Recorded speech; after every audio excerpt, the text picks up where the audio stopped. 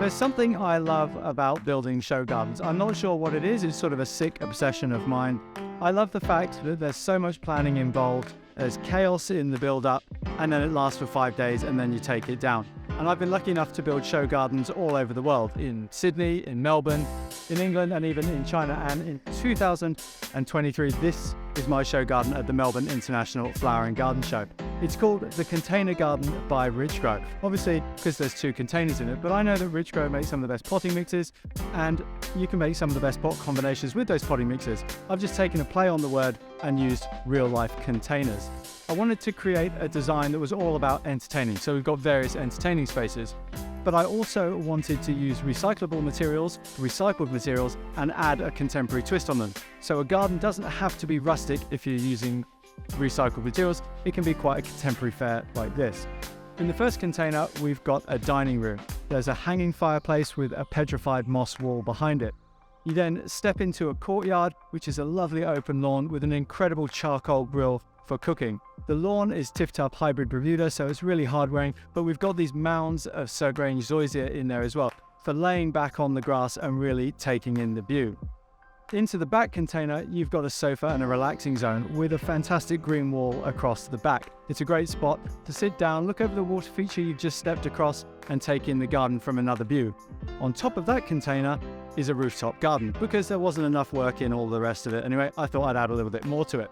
Up there we've got porcelain tiles, feature olives, and a barbecue which takes in the view of the fantastic exhibition centre. We've got the recycled containers, but we've also got lots of recycled materials. There's actually cobblestones from Belgium in there. In Belgium, they're lifting all the cobblestones, chopping the tops off and relaying them because they're a litigious bunch. However, the byproduct is a fantastic cobblestone that we've used in the garden. So it's that whole story of using recycled materials. We've also used recycled scaffolding as our balustrade to really tie the area together, but to paint it black to give it that contemporary twist. On the inside of the courtyard, we've added a cladding to the containers as well. That again gives it a contemporary twist, but we hand milled some Australian blackbutt to do that.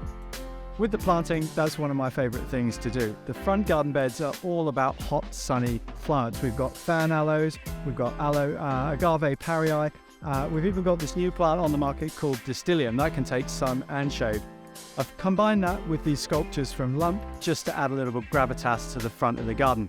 In the back, it's a much more semi-shaded affair. There's a weeping tropical birch, there's plants like hydrangeas, and it just completely changes the mood of the garden. Of course, the rooftop, that's all hot, so it's all silvery plants and olives. I hope you enjoy the garden as much as I enjoy building it, and I hope you come and see it too.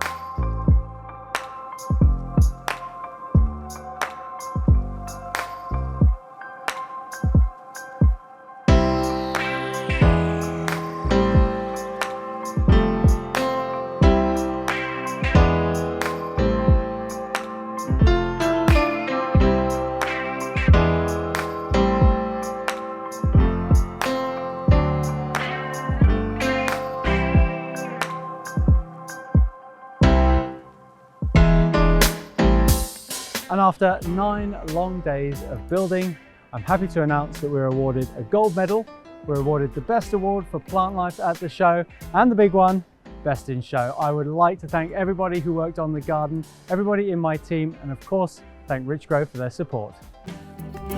Richgro.